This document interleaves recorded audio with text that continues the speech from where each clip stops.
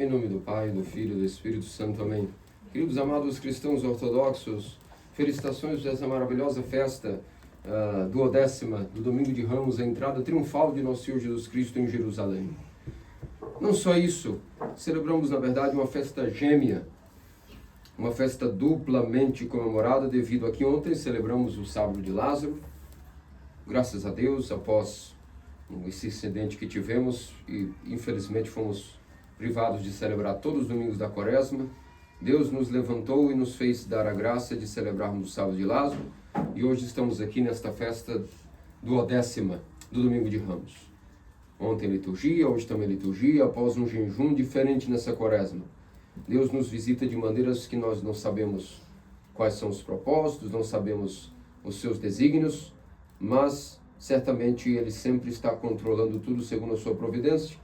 Por algum motivo, nesse ano nos deu esse jejum até de liturgias. Não podemos reclamar, porque, bem ou mal, não era assim que os grandes monges do deserto passavam suas quaresmas. Despediam-se no domingo do perdão e voltavam a se encontrar justamente hoje, como aqui estamos reunidos. E por isso, de uma certa modo, nosso Senhor, por algum motivo, quis que nós também passássemos essa quaresma longe do templo, sob enfermidades, sob tentações. E isso também é literalmente quaresma. Uma quaresma de um deserto diferente. Para esta festa dupla de hoje, tudo isso começou primeiro em Betânia. Nosso Senhor estava se preparando para a Páscoa daquele ano, subindo novamente para Jerusalém.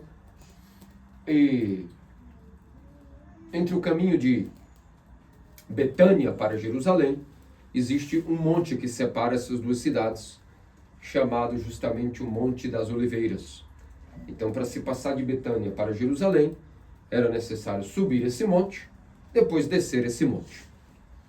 E se vocês observarem, nosso Senhor já, em sua natureza humana, foi prevendo as tragédias que iriam ocorrer, a desolação da casa de Israel. E como nos diz o evangelista, quando estava vindo e passando, subindo o monte, o que aconteceu foi que parou em sua natureza humana, se emocionou e chorou. E profetizou: "Oh Israel, Israel, quantas vezes não tentei, assim como a galinha reúne os pintinhos debaixo de suas asas, quantas vezes não tentei fazer o mesmo contigo." E chorou, emocionado, em sua natureza humana, como homem, perfeitamente homem, já sabendo o que seria o futuro de toda essa história, que nós veremos com detalhes no sermão de hoje. Qual o desfecho de Israel? O que aconteceu com o antigo Israel? E o que pode vir a acontecer conosco, o novo Israel? Para aqueles que vão se acostumando com o que é a Igreja Ortodoxa, todos nós não temos nenhuma dúvida de que nós somos a continuação e o verdadeiro Israel.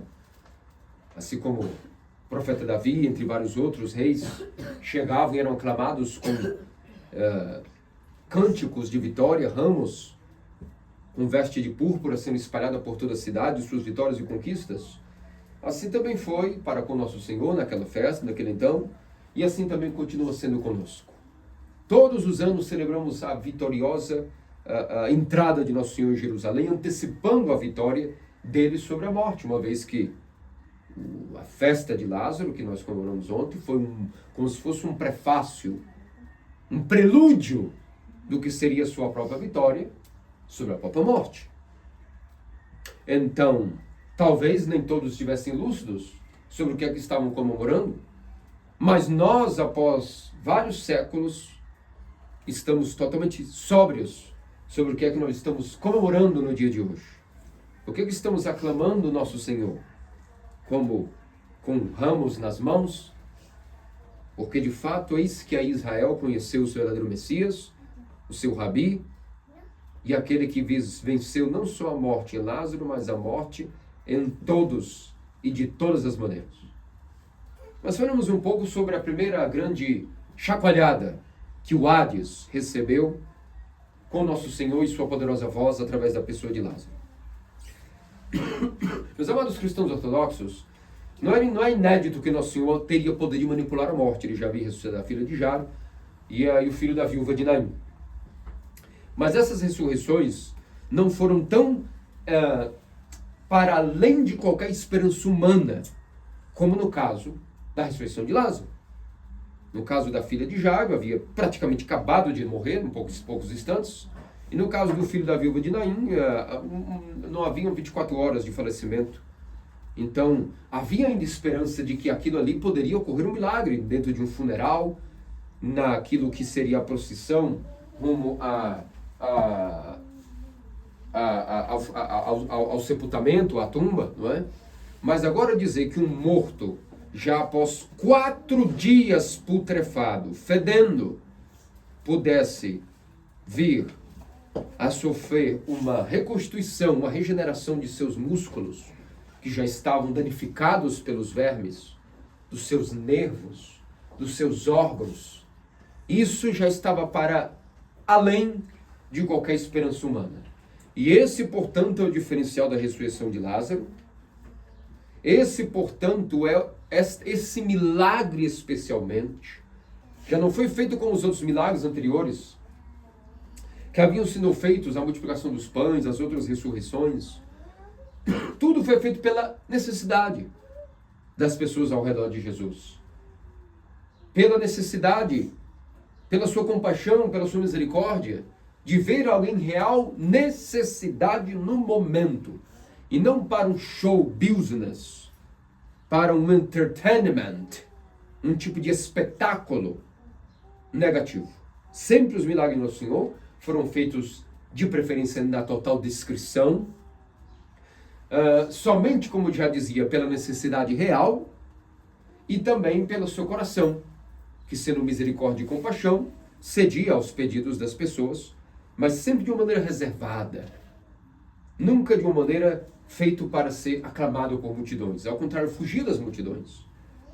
Mas no caso de Lázaro, observe que Nosso Senhor esperou o acumular de multidões diante, primeiro, de um certo número de pessoas, para que chegassem ao enterro. Depois, coincidentemente, as pessoas estavam por ali, subindo para a Páscoa, entre Betânia, Monte das Oliveiras, Jerusalém, uma data festiva, o boato correria, tudo estava sendo programado desta vez por ele. Por quê? Porque esse milagre, queridos cristãos ortodoxos, já não era um milagre de necessidade, seria um sinal. Um sinal para Israel de que ali estava presente de fato o seu Messias, o seu tão esperado e aguardado Rabi, o filho de Davi. Título este que não significa apenas um descendente da linhagem de Judá, da casa de Davi, mas dizer que alguém é filho de Davi seria sinônimo de dizer aí o Messias, o Salvador, o Filho de Deus. E é por isso que Nosso Senhor, como prelúdio, aguardou que Lázaro, por exemplo, tivesse enfermo, ele sabia disso, mas preferiu esperar que ele morresse para depois visitá-lo em Betânia.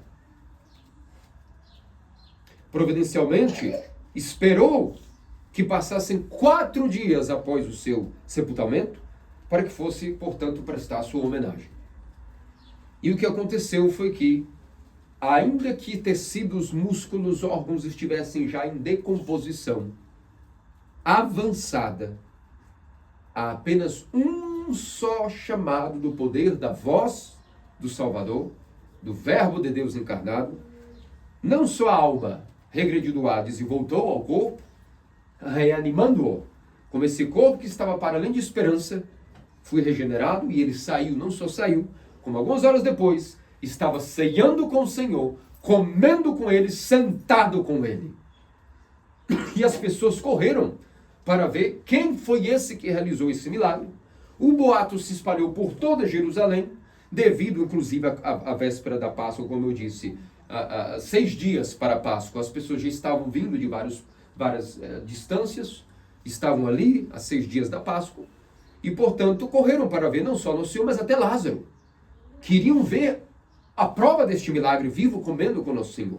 E de fato estava ali sentado Lázaro, Maria, Marta, comendo como se nada tivesse acontecido. E esse de fato foi o maior milagre que Nosso Senhor realizou antes de realizar a sua própria ressurreição, que foi uma ressurreição para a qual definitiva vitória sobre a morte. Lázaro evidentemente voltou dos mortos, mas não quer dizer que essa ressurreição dele ainda que foi de um grau avançado, 4 dias de putrefação, não quer dizer que essa ressurreição foi vitoriosa sobre a morte. Não, foi uma escapada da morte, e depois, como sabemos, Lázaro teve sua segunda morte, não é a primeira em Betânia, a segunda em Chipre, onde ele já tinha sido até feito bispo, primeiro bispo da igreja local de Chipre. Parte dos seus paramentos foram até tecidos à mão pela própria Teotocos e sempre Virgem Maria. É um dos poucos homens que tem 2 sepulturas. Não é o único, mas é um dos poucos. E, portanto, meus amados cristãos ortodoxos, ao nos deslumbrarmos com esse grande milagre, vemos que aqueles que eram fiéis ao nosso Senhor, mais ainda aumentaram o seu fervor e a sua fé nele, em sua pregação, em sua palavra. Mas lembraram de tudo que ele havia feito, tudo fez sentido. E ali de fato reconheceram que este homem tinha um poder absoluto sobre a morte e sobre a vida. Entretanto, aqueles que eram seus inimigos, aqueles que eram invejosos, aqueles que já não aceitavam a sua pregação, aqueles que se sentiam perturbados, incomodados com as suas cutucadas, com as suas diretrizes, conforme a lei de Moisés, pura e ensinada em sua pureza, coisa que eles haviam modificado segundo as suas conveniências, esses, a partir desse milagre, mais ficaram obstinados, com inveja e dedicados a aumentar mais ainda o ódio e a inimizade contra nosso Senhor. Aqui vemos a prova de que a fé não vem de milagres. A fé, para aqueles que já creem, aumenta os milagres, para aqueles que já creem, aumenta ainda mais a fé. Ainda que a origem da fé não são os milagres. Mas para aqueles que não creem, os milagres mais ainda enraivecem e enfervescem o temperamento humano para que mais se contradiza e mais se negue, mais se persiga aquele a qual não se tem fé. É por isso que nós vimos que, após esse milagre, quando nosso Senhor sobe para Jerusalém, quem foi que foi aclamá-lo? Com palmas nas mãos, o Espírito Santo agitando as bocas dos inocentes. Aqueles que ainda estavam sob os peitos de suas mães, sendo amamentados, clamaram: Hosana, filho de Davi, bendito aquele que vem em nome do Senhor. Claro, quem mais? Os apóstolos, que por mais que eram adultos, em seus corações eram como bebês em inocência.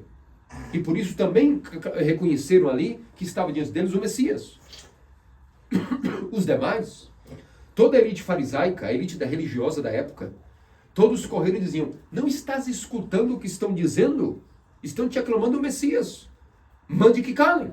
E nosso Senhor disse para eles: querem mesmo que faça tal coisa? Se eu pedir que eles calem, até as pedras denunciarão e falarão. E eles sabiam que nosso Senhor não estava blefando. Que se de fato ele mandassem que as crianças calassem, mais ainda a criação daria testemunho de que ele era o Messias. Porque ali estava um embate. As pessoas não se davam conta. Mas entre nosso Senhor e os saduceus e os fariseus, havia sobriedade entre ambas as partes inimigas. Não que nosso Senhor se fez inimigos deles, eles resistiram à verdade dura de nosso Senhor. E sabiam que estavam blasfemando contra o próprio Deus. Vocês entenderão tudo isso depois, ao decorrer do sermão, como se deu a cegueira dos judeus. Ao ponto de que não é que bem não reconheceram nosso Senhor. É que, como já dizia na Epístola de Santo Paulo, aos Gálatas e outras citações, eis que uma temporada de cegueira pairou sobre os judeus. E então vimos que uma multidão de crianças, junto com os apóstolos, receberam nosso Senhor aclamando o Rei de Israel, não só isso, o Salvador de todo o mundo, o Messias, aquele que estava prometido desde sempre e agora estava sobre eles.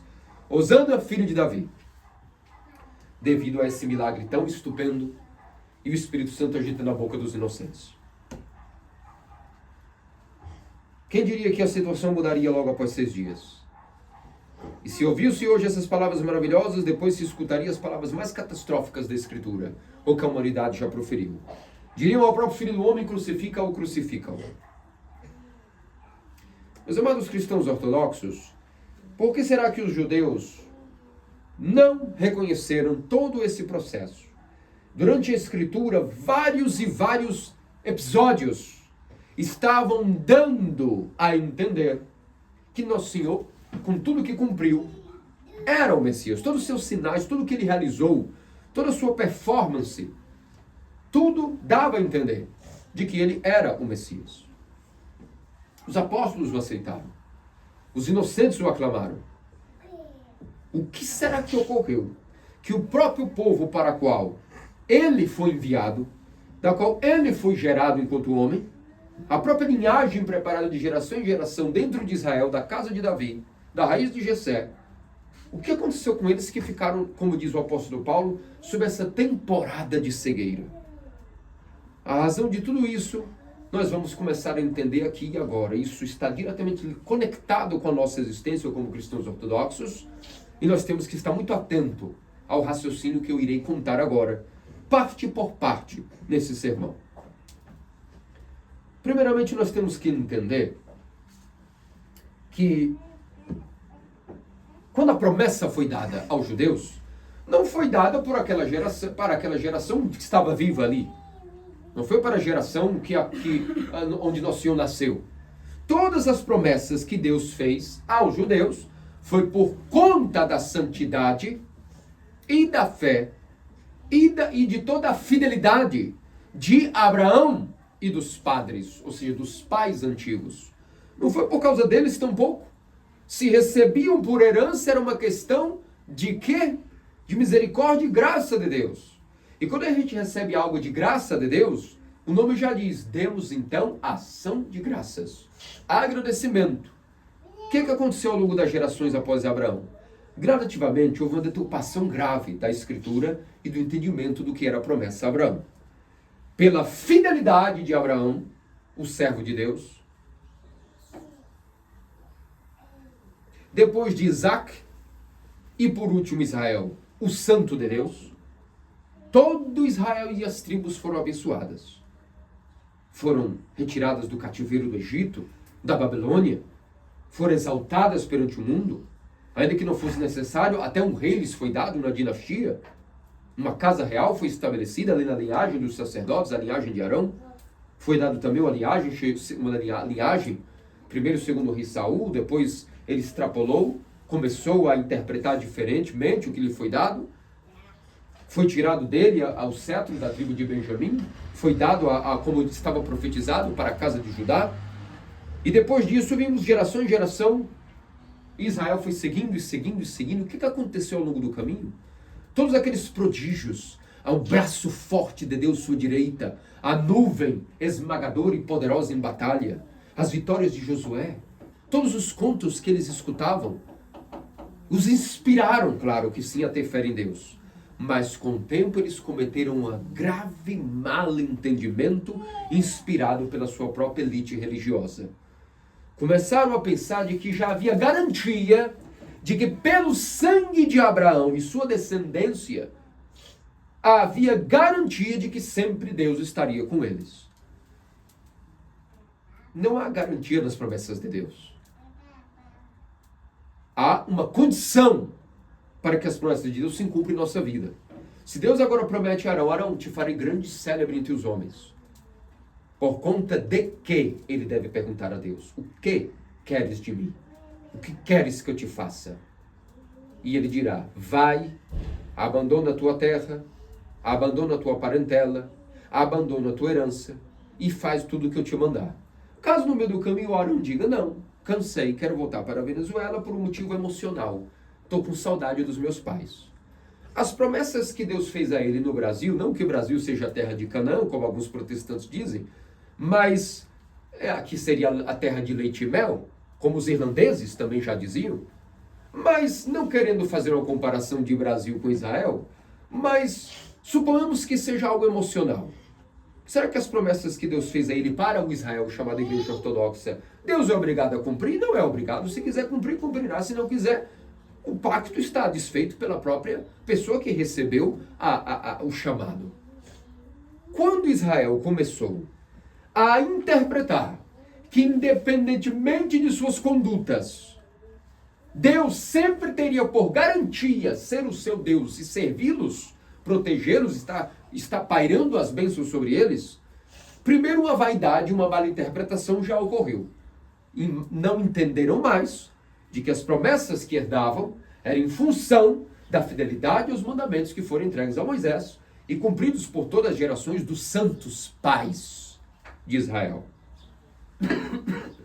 Lembre-se das orações dos 3 jovens da Babilônia, como eles mesmos denunciaram que a culpa de tudo o que estava ocorrendo com Israel eram dos próprios pecados dos próprios israelitas. Passado um tempo, esse pensamento que já era ruim ficou pior. Assim como algo que está mal cuidado começa a embolorar com fungo, com um tipo de umidade, com sujeira, assim ficou o coração dos israelitas e suas mentes, entorpecidos por um torpor terrível. Difícil agora de até as gerações que nasciam interpretarem bem a Escritura, porque começaram a colocar o seguinte, que justificava-se qualquer conduta de Israel, até a iniquidade poderia ser justificada, caso Israel tivesse que se defender ou se manter segundo o seu status quo, segundo os seus interesses políticos e pessoais. Por quê? Porque a promessa estava garantida.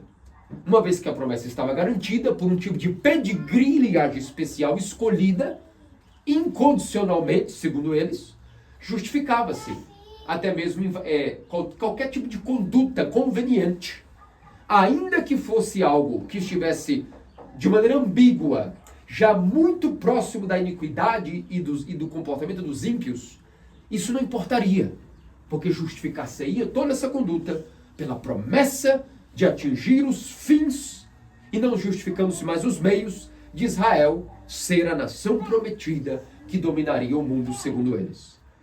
Esse pensamento é o mesmo chamado atual cristianismo sionista, que é uma heresia terrível que está afundando a mente da suposta religião cristã tradicional, que se autotitulam, entre eles católicos, protestantes e também ortodoxos, por aquilo que parece nos Estados Unidos. Alguns ortodoxos, por exemplo, olham as questões atuais para com o sionismo e justificam isso de que se nós somos religiosos, somos cristãos, temos o mesmo Deus de Abraão, temos que apoiar certas condutas bélicas, porque são justificáveis para manter a promessa da terra prometida. Irmãos, isso é um luciferianismo travestido de religião cristã conservadora. Isso é uma mentira. O mesmo pecado de Israel de antes é o fake pseudo-Israel de hoje. E esse mesmo risco que Israel correu e caiu, nós também estamos correndo como cristãos ortodoxos, porque nós veremos pouco a pouco como é que nós podemos cair nisso e como é que nós devemos escapar disso. O chamado messianismo étnico havia assolado a mente da elite judaica. O que significa o messianismo étnico? Que uma nação escolhida foi escolhida incondicionalmente para que Deus, através dela, fizesse maravilhas para o mundo, até mesmo com crimes justificados, caso fosse. Quando Nosso Senhor chamava fariseus, escribas de raça de víboras, é porque ele falava de acordo com os corações deles. Eles sabiam com quem estava falando e para quem estava dirigindo essas palavras. O próprio Deus compassivo para com Israel era duro com a usurpação. Veja Nosso Senhor quando chegou no templo de Jerusalém, o desgosto que teve. Teve que tecer chicotes e expulsar porque estavam fazendo de seu templo casa de comércio. Justificado. Qual é o problema? O templo não é santo? Deus não habita no tabernáculo? O que que tem? Nada vai tirar a santidade porque Deus mora ali. Tudo se pode fazer porque Deus já está conosco. É garantido, é por linhagem, é por sangue, é por pedigree. Queridos amados cristãos ortodoxos, isso não existe. Isso é uma heresia, chamada messianismo étnico. Atualmente isso se atualizou no nosso mundo de hoje como as bases da futura igreja megalo-religiosa, que será a base da nova ordem mundial, da nova religião mundial, que é o cristianismo sionista. O cimento e a tese dele está tudo pronta já, está tudo moldado, junto com os pilares do ecumenismo, junto com seus artífices e a geopolítica atual. Eis os tempos perigosíssimos que vivemos. Mas vocês sabiam que a cegueira dos judeus é muito pior do que eu estou narrando aqui? Sabia que seus livros sobre seus episódios históricos gravados, especialmente o Talmud, tudo que poderia estar de cara escrachado em suas faces está registrado e eles leem e não conseguem interpretar. Por exemplo, Nosso Senhor profetizou que após destruir esse templo, supostamente, ele seria construído depois de 3 dias. Porém, um certo outro templo não restaria pedra sobre pedra. E perguntaram do que ele está falando, quem construiu algo em 3 dias? Ora, ele referia-se ao seu corpo, que é a igreja ortodoxa.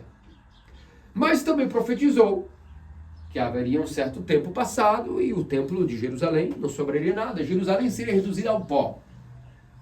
E nos escritos do Talmud está escrito que 40 anos antes da destruição do templo de Jerusalém, vamos fazer as contas, qual foi o ano que o templo de Jerusalém foi destruído? Anos 70. Volta 40, anos 30.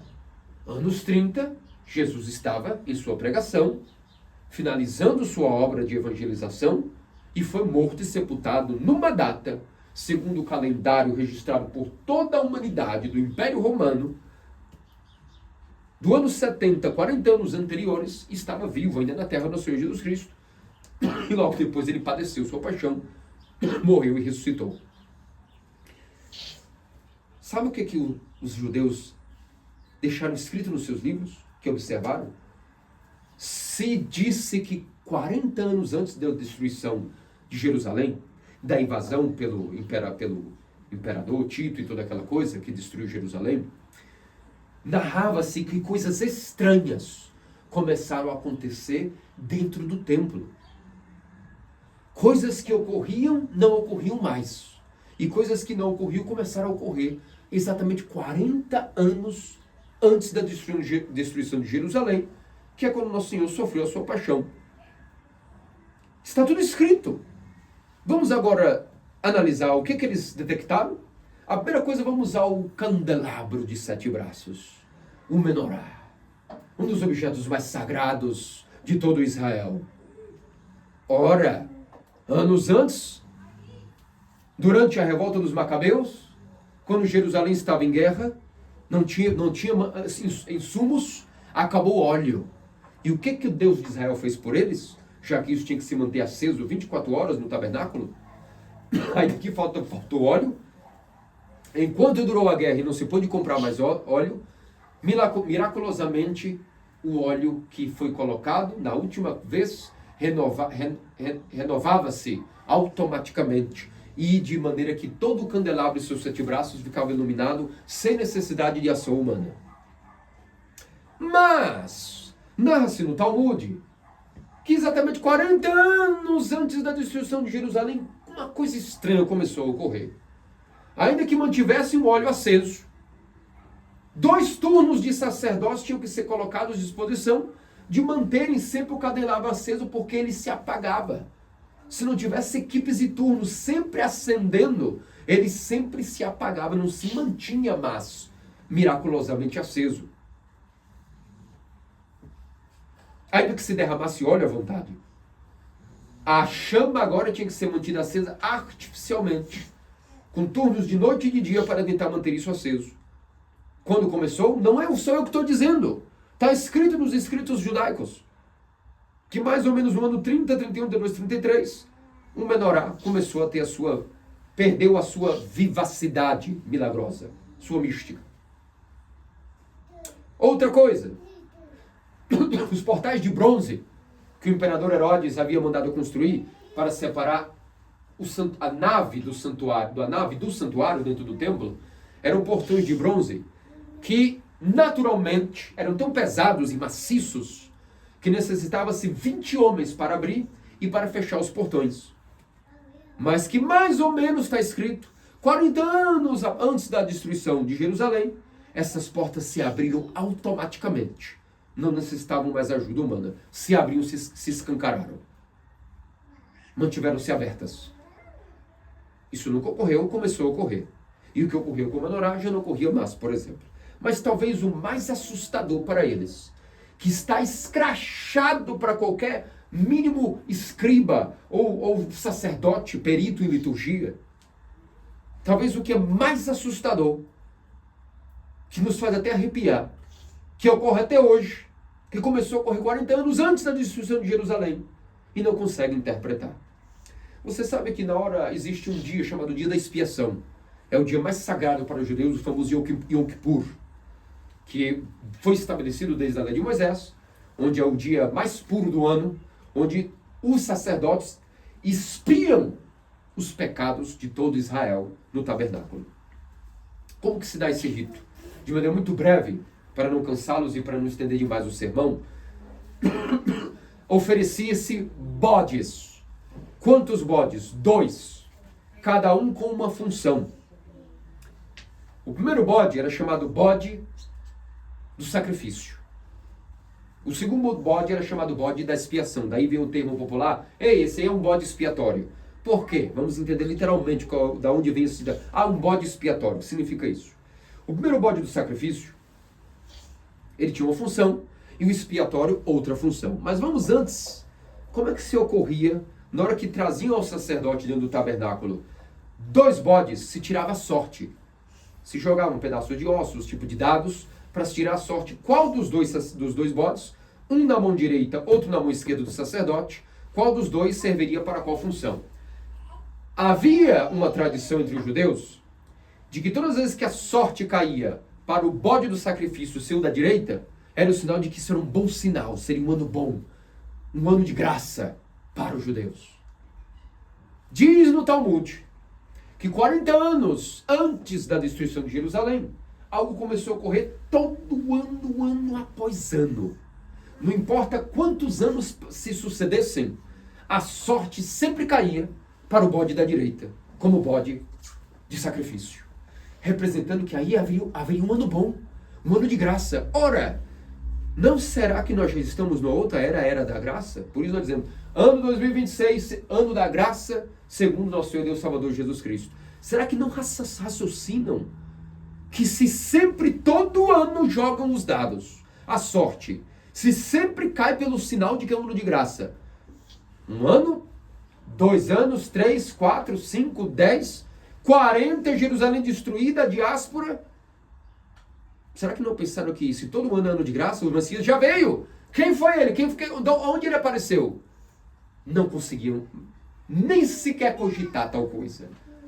Por causa da temporada de cegueira justificada por aquilo que eu disse já anteriormente, tomando por garantia e orgulho as promessas de Deus de maneira incondicional, sem preocuparem-se com a fidelidade a Deus, como Deus sendo fiéis a eles. É por isso que não reconheceram o Messias. É por isso que estavam cegos. Estavam achando que a religião estava funcionando de servi-los na sua ignomínia, no seu orgulho. Depois, continuando o rito do dia da expiação, como se dava esse sacrifício?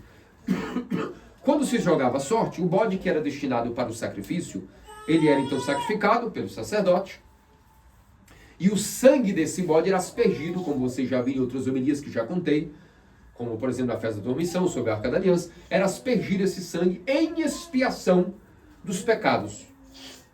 Como se aquela mancha de sangue jogada sobre a arca pudesse então ser um sacrifício, para que Deus pudesse, portanto, ali apagar os nossos pecados. Um sacrifício de oferecimento de redenção. Redenção. Mas o sacrifício tinha que ser duplo. Não bastava redimir-nos do pecado, mas esses pecados tinham que, inclusive, desaparecerem. E por isso que o outro bode que ficava era chamado bode expiatório. Esse não era morto. Colocava-se, o sacerdote rezava sobre a cabeça desse bode, colocando nele todos os pecados, todo o peso de Israel. E esse bode depois era colocado um pano de linho sobre ele, sobre seu lombo, e com esse mesmo sangue que havia sido aspergido a arca, esse sangue do primeiro bode de sacrifício era aspergido sobre esse manto, esse tecido branco sobre o lombo do bode expiatório, que era solto para fora de Jerusalém, rumo ao deserto, como se fosse um símbolo de que os pecados estão sendo levados embora para longe de nós. Então houve o sacrifício para a redenção e agora a expiação. O pecado não só foi justificado, sacrificado por um sacrifício, como agora ele vai sumir, vai desaparecer. E miraculosamente, sabe o que acontecia com esse manto branco sobre o lombo do bode expiatório? Aquelas manchas de sangue, quando procuravam depois desse bode, as manchas de sangue haviam desaparecido, como um sinal miraculoso. Era um milagre verdadeiro, legítimo de Israel, de que Deus havia aceitado o sacrifício e que, portanto, aqueles pecados haviam sido expiados. Tudo isso era um rito simbólico, claro, do que viria a ser a nossa divina liturgia, que fazemos coisas semelhantes aqui dentro, só não com sangue, mas agora com pão e com vinho, com todo o rito maravilhoso que a Igreja Ortodoxa mantém, e que eu desafio qual é a outra religião cristã que mantém um rito como o nosso, em continuação daquilo que nós estamos falando. A liturgia da Missa Nova não tem nada a ver com isso. O rito de Trento, por mais que tenha uma carcaçazinha, também não tem nada a ver com isso. E aqui eu me encerro em relação a ritos para os que pensem em outros que possam surgir. A Igreja Ortodoxa, nesse ponto, é até a discussão é até desigual, é injusta. Porque basta analisar o que temos no nosso rito, a proscomídia e tudo o que fazemos, é óbvio que nós somos o Israel atualmente. E sabe o que narrava-se no Talmud? Que exatamente também 40 anos antes da destruição do Templo de Jerusalém, de Jerusalém, o que aconteceu? O desaparecimento miraculoso do sangue no manto do bode expiatório não ocorria mais. Não importava quantos dias passava-se, o sangue não desaparecia. Isso está registrado nos próprios anais da história dos judeus e em seu Talmud. Não é, a gente escutando isso daqui de fora, é uma coisa muito óbvia. Como não podem ver? Por que não podem ver, meus queridos? Porque estamos ainda sob a temporada de cegueira, como já dizia o apóstolo Paulo. Nós sabemos que chegará um momento onde essa temporada de cegueira vai cessar. Porque um dos sinais também da volta de Cristo é que quando houver a manifestação do anticristo, os que estão enganados, mas que são judeus de bom coração, naquele momento Deus abrirá os olhos deles. E eles verão que aquele é o impostor e reconhecerão na Igreja Ortodoxa o verdadeiro Messias e virão em rodo, em fileiras, para serem batizados. Mas isso é um sinal dos tempos. Fica lá para o final da história da humanidade. Os que são de bom coração ainda terão uma última chance. Por exemplo, muitos dos ditames que hoje o cristianismo sionista e o sionismo em si defendem, sabe que os judeus ortodoxos, que é outra linhagem dos judeus, esses não concordam com o sionismo. E reconhecem que isso é uma usurpação da religião.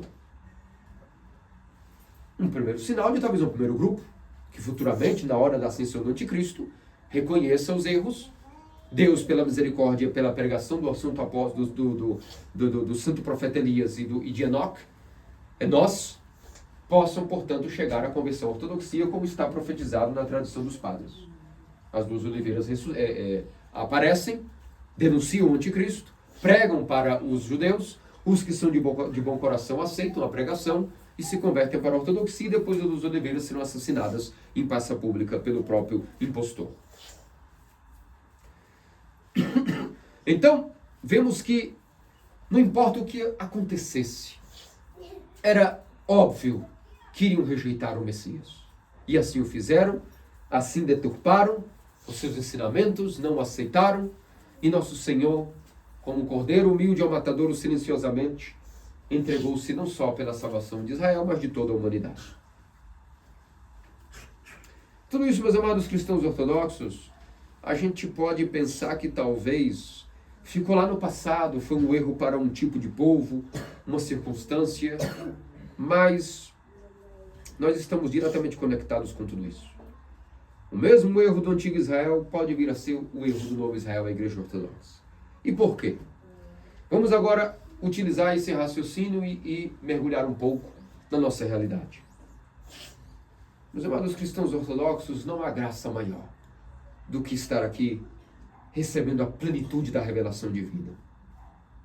Quem pode comparar, como já dizia Irineu de Lyon, todos os tesouros que o mundo pode ter estão num baú chamado Igreja Ortodoxa. A plenitude da sabedoria e da revelação da verdade em toda a sua plenitude está nos corações dos ortodoxos. Nesse momento a gente tem dois caminhos a seguir. Um é pensar, quão especial eu sou, melhor do que as pessoas do mundo que não são ortodoxas, que são ignorantes. Um caminho que eu não recomendo. Nem o Santo Padre recomendará. Foi o destino do antigo Israel. um outro caminho que é único, estreito e verdadeiro. Meu Deus de bondade, agradeço-te porque tenho certeza absoluta que merecedor eu não sou, nunca fui, nunca serei. Não sei porque misteriosamente tu me escolhestes. Não faz sentido, nunca fará sentido para mim, porque sou ortodoxo. Ah, não, mas que no fundo eu estudei muito. Um grave pecado. Não, uma semana eu estava dando essa aula dos catecismos para os veteranos e logo se via presente esse demônio da presunção. E sempre os mais religiosos, os mais piedosos, os clericados, os monásticos, sempre com essa presunção. É por isso que São João Crisóstomo diz, no inferno, no Hades, e futuramente no inferno também, estará cheio de postes com as cabeças e caveiras de sacerdotes e bispos. Sim, porque é muito fácil receber honrarias e se perder nelas, em vez de servir como trapo, como o próprio Senhor serviu-nos. O próprio Deus se fez humilde ao ponto de oferecer-se morte e morte de cruz.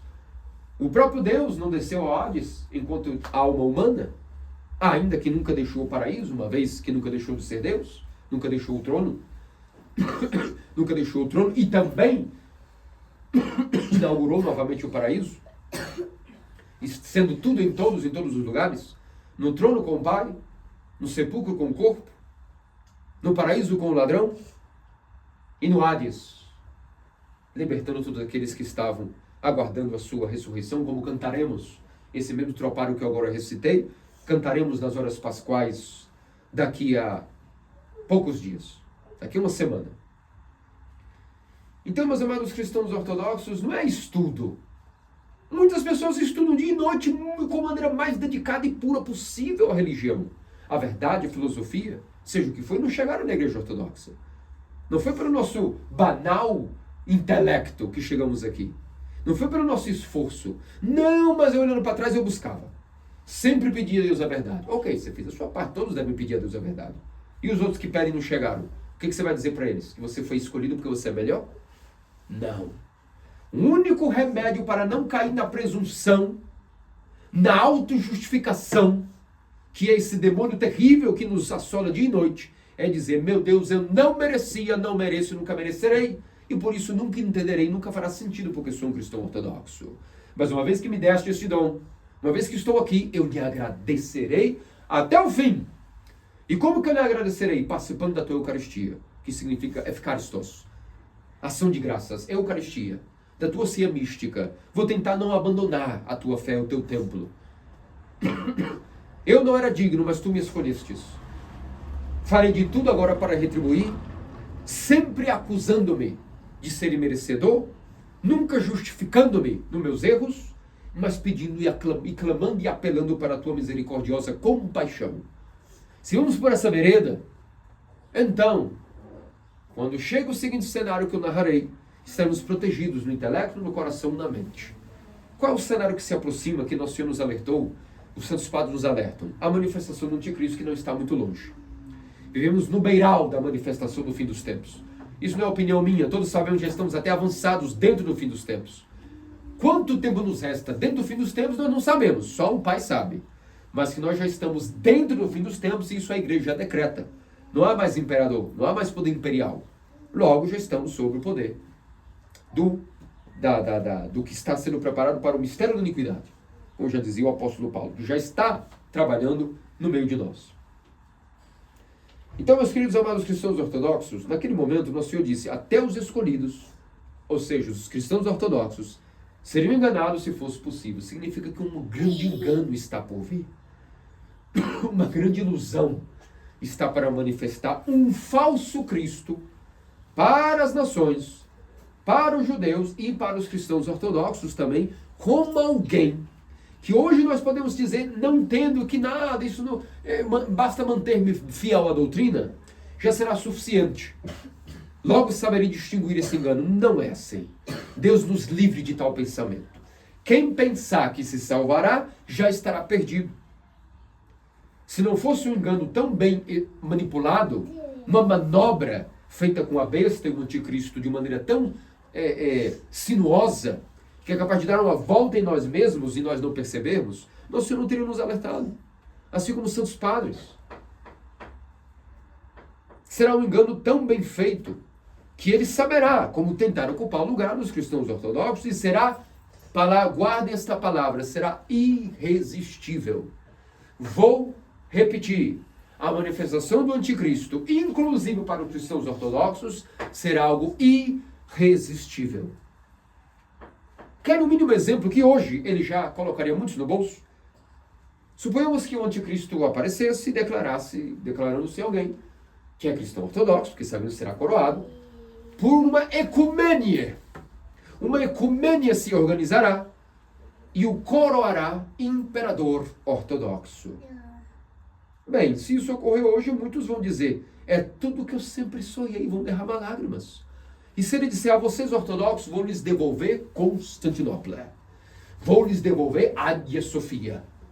Quantos hoje, que estão sob a ortodoxia mundial, não iriam ajoelhar sem demora, dizendo, talvez é um descendente de Constantino que voltou, ou talvez o próprio Constantino ressuscitou, e agora está nos dando tudo o que queremos.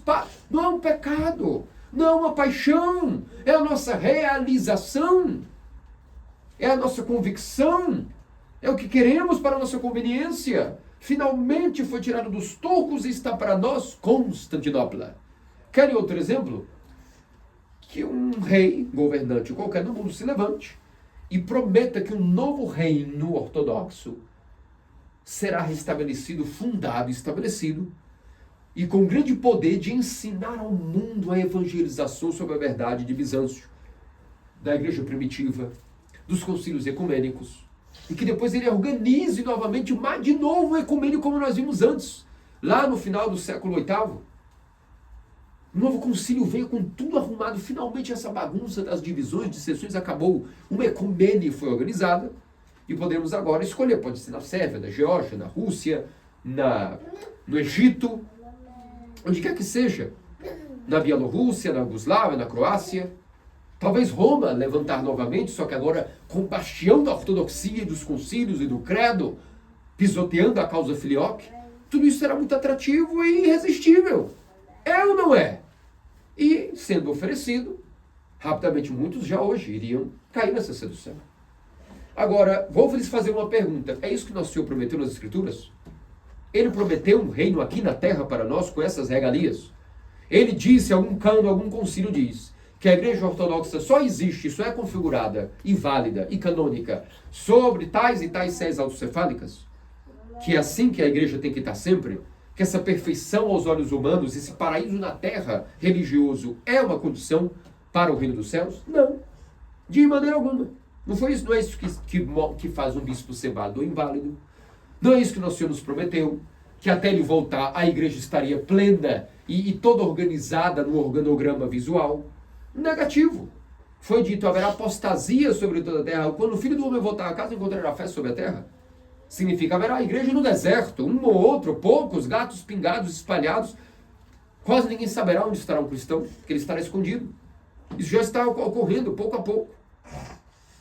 Agora, qual será o poder espiritual para, ainda que escutarmos isso, na hora não cairmos nisso? Manter o grau de imerecimento constante na nossa memória. Senhor, eu não sou digno. Nunca serei. Ajuda-me.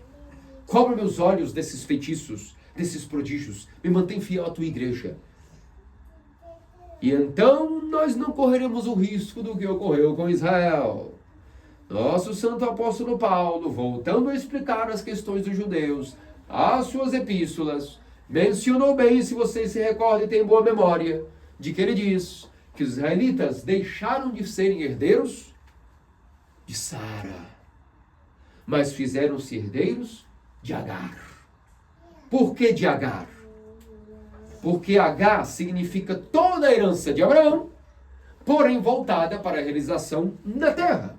O prazer, a organização perfeita de uma sociedade neste mundo, o império religioso judaico neste mundo. E Israel, por causa da presunção, não só caiu nisso, como até hoje defende isso. são descendentes espirituais de Agar. É o Israel com a sua perfeição na terra, com as suas aspirações para uma perfeição religiosa no mundo terreno. Já os herdeiros de Sara somos nós, os cristãos ortodoxos. Porque a herança de Sara não são heranças para esse mundo, para realizar-se aqui, para pegar-se aqui, para estar conformado com aqui, e não visualizamos o paraíso terreno, como Bizâncio, como Moscou quiseram implantar o paraíso na terra. A igreja ortodoxa, o reino dos céus, os verdadeiros israelitas, os descendentes de Sara, visualizam o paraíso espiritual no reino dos céus. As verdadeiras promessas de Abraão são para Sara e para o seu filhinho e para os seus descendentes, heranças espirituais que não estão vinculadas a um paraíso na terra, mas sim para o mundo que há de vir, para o reino dos céus e coisas que são tocantes para a alma e não para o corpo, não para o mundo. Por isso, meus amados cristãos ortodoxos, quando alguém vem lhes dizer que talvez é russo, grego, etíope, egípcio, búlgaro, ucraniano, seja o que for, e que por isso ele se sente, por natureza, uma vocação de ser ortodoxo, fuja dele, porque o espírito é o espírito do filetismo, que é uma heresia, que é condenável, que é a mesma coisa dos judeus, o messianismo étnico. Quando esses vêm no nosso território, que abarcou eles desde a década de 20 e 30 em São Paulo, Buenos Aires, na América Latina, na Iberoamérica, que comeram, como se diz o ditado, lavaram a burra e escovaram a pata em nosso território. Passariam fome se não fosse o Brasil. Trouxeram a religião por mera obrigação. Quem vai abandonar a religião porque fugiu de sua pátria? É obrigação deles terem construído suas catedrais em São Paulo, seja onde for. E agora vem dizer para nós que são mais ortodoxos que os convertidos? Anátema a esses filetistas. Saibam que já estão com a ortodoxia mundial e o reino do anticristo na terra. Prefere estar com Lúcifer, defendendo toda a apostasia e o reino das trevas nesse mundo. E também já estão no torpor da temporada de cegueira que disse o apóstolo Paulo para os judeus, para esses ortodoxos também. Para nós, que sem presunção, humildemente dizemos obrigado por terem trago a fé com a imigração pós-guerra. Obrigado por terem defendido a fé, como São Filarete, como São João de Xangai, que não importa o lugar, eram as mesmas pessoas sempre. A estes tipos de ortodoxos, que eram missionários e fundaram paróquias e queriam batizar os nativos, a esses damos nossas graças, nossa metanoia e pedimos, orem por nós, para que não caiamos naquilo que vocês profetizaram sobre o reino do anticristo. E fortaleça-nos, porque não sabemos se teremos força para amanhã estarmos fiéis. Mas vós que sois santos, e que foram santos em uma geração perdida, muito próxima da nossa, que talvez para vossas orações, assim como de nosso pai Abraão, de nossa mãe Sara, sejamos dignos de contemplar o verdadeiro Cristo quando vir no reino dos céus e sua justiça, e que nossos olhos sejam vendados para as maquinações e feitiços do impostor, do falso Messias. Nessa festa de hoje, meus amados cristãos ortodoxos, não há mais nada que falar, a não ser comemorar bastante essa entrada triunfal de Jerusalém, e quanto ensinamento e profundidade, assim como renovação de ânimo após passar 40 dias enjoando, hoje pode um peixinho. Como símbolo dessa festa maravilhosa, antes de entrar na Semana Santa, podemos um peixinho. E logo seguimos com esses dias maravilhosos, ofícios do noivo hoje à noite, depois ofício dos Santos Óleos na quarta-feira, pedindo cura, força, saúde, a Santa Ceia na quinta-feira, o enterro do Senhor, o seu funeral pela noite, com as Santas Mirófras, e então no domingo, que possamos estar jubilosos, aguardando aquela maravilhosa noite do triunfo da gloriosa ressurreição de nosso Senhor e Deus Salvador Jesus Cristo. Que disso nosso Senhor faça-nos dignos pelas orações de Subríssima Mãe, até o tal que sempre Virgem Maria e todos os santos. Amém.